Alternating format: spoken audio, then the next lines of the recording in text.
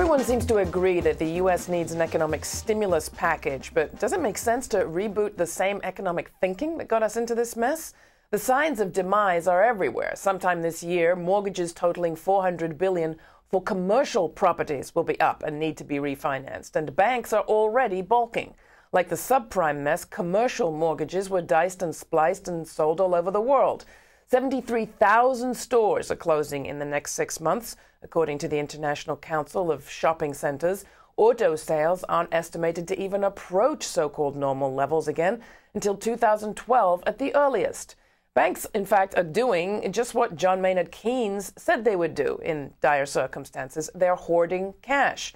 Even though congressional watchdogs are out there screaming that banks are sitting on the money we, the taxpayers, gave them this fall, there's no indication that their hoarding is going to stop. After all, why should it?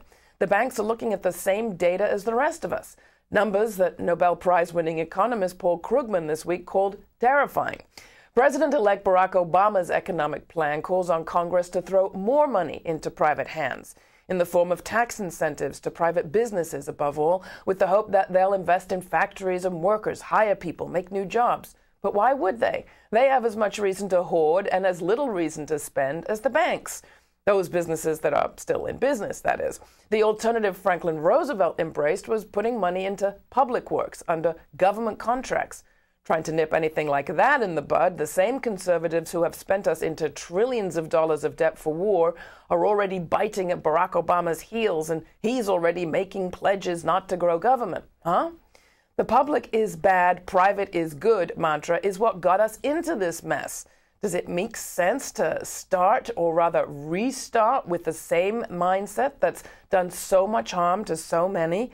Or isn't it time, rather, for what candidate Obama promised, namely something else?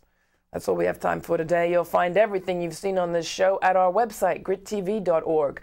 There's a place to comment on every story. While you're there, join our mailing list so we can let you know what's coming up.